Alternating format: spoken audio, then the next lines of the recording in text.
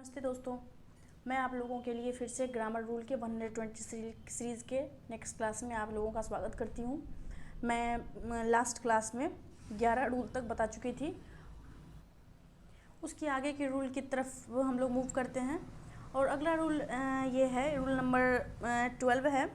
और इसमें क्या कह रहा है कि with hardly, scarcely, barely, no sooner, never, neither, not only, seldom, अगर ये सारे वर्ड्स से अगर कोई भी सेंटेंस शुरू हुआ हो तो उसमें हम रूल ऑफ इन्वर्जन अप्लाई करते हैं।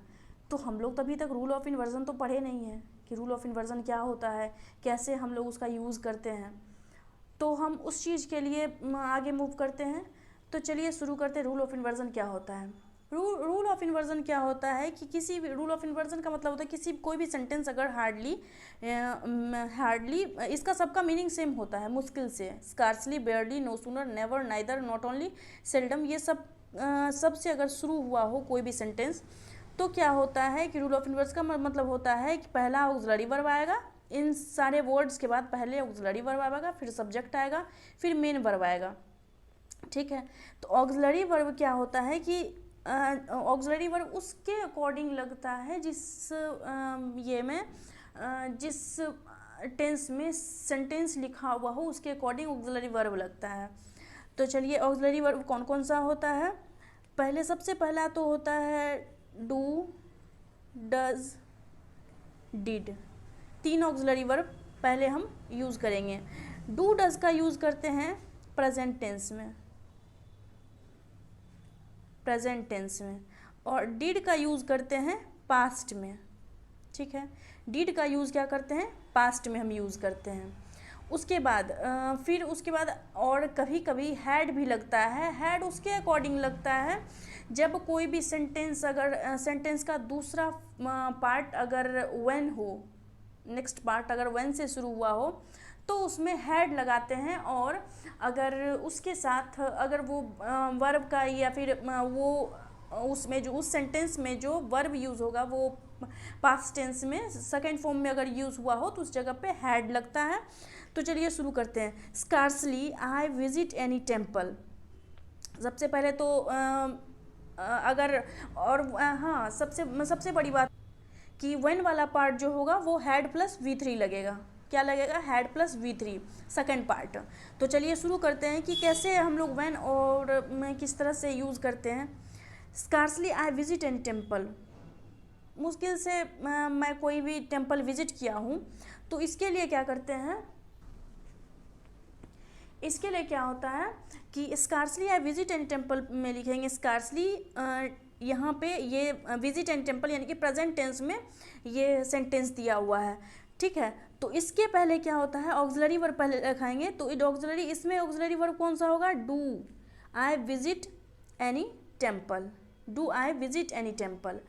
तो इसमें क्या होता है, डू आई विजिट, यहाँ पे ऑक्सिलरी वर्ब हुआ, ये सब्जेक्ट हुआ और मेन वर्ब हुआ। इसी तरह से सेंटेंस को अगर कोई भी ऐसा सेंटेंस अगर फ्रेम हुआ हो तो यही रूल अप्लाई करते हैं।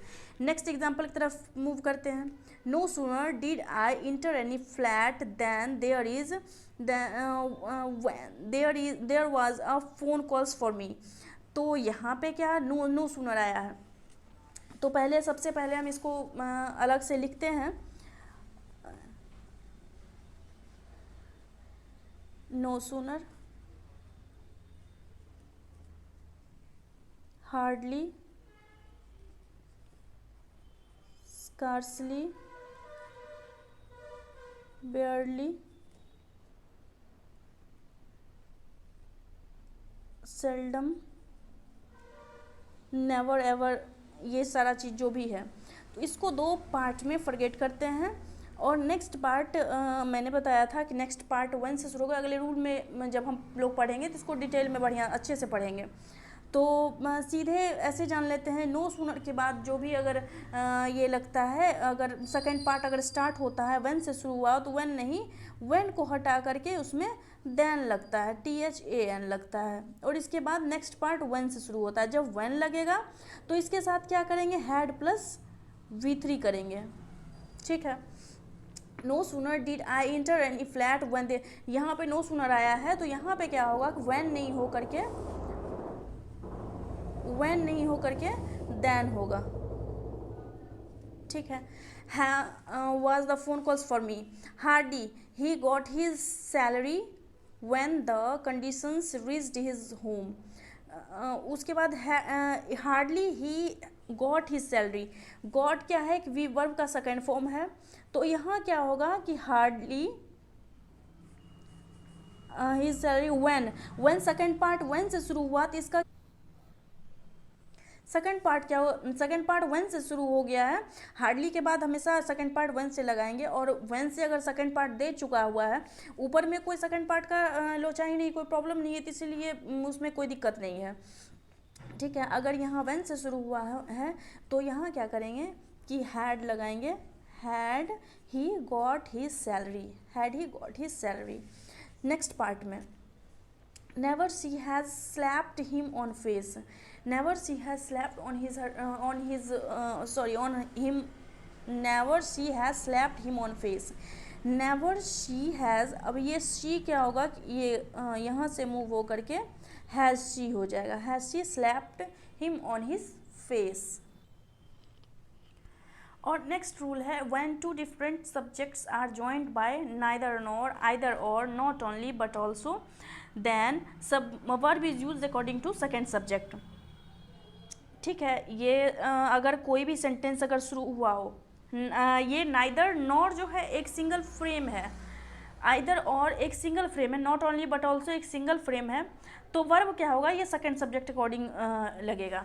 तो उसमें क्या कहते हैं, नाइदर, एग्जांपल देखते हैं, neither he got his friends has passed the test, pass the test, neither he nor his friends, यहाँ नॉर हिज फ्रेंड्स, यहाँ पे सब नाइदर है, नाइदर से शुरू हुआ है, और नाइदर ही सब्जेक्ट 1 और हिज फ्रेंड सब्जेक्ट 2, तो यहाँ वर्ब फ्रेंड, हिज फ्रेंड्स क्या है कि वो प्लूरल है, और वर्ब जो इसके अकॉर्डिंग यूज़ होगा वो प्लूरल सेंस में यूज़ होगा, हैव लगेगा, have pass the test. Not only he plays but he not only the players but also the coach seem responsible for the defeat, हारने के लिए सिर्फ प्लेयर ही नहीं रिस्पॉन्सिबल है, हारने के लिए कोच भी रिस्पॉन्सिबल है, तो इसके लिए not only the players, players क्या है कि वो प्लूरल है, प्लूरल सब्जेक्ट है, ये सब्जेक्ट 1 है, बट ऑल्सो द कोच, ये सिंगुलर है।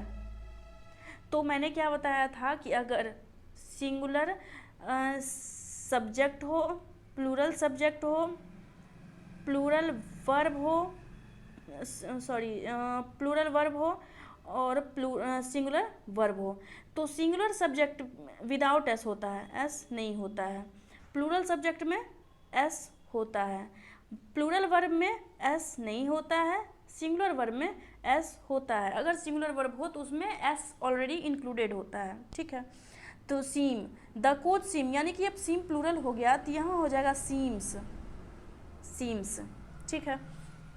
तो हम लोग आज 2 ही रूल पढ़ते हैं, और बाकी का रूल फिर नेक्स्ट क्लास में पढ़ते हैं, और तब तक के लिए bye bye and lots of love. और हाँ, पीछे वाले जितना भी रूल हो चुका है मैं करवा चुकी हूँ, उन सारे ये पे रूल्स पे आप लोग क्वेश्चन करने का ज़रूर कोशिश करिएगा, स्किप मत करिएगा।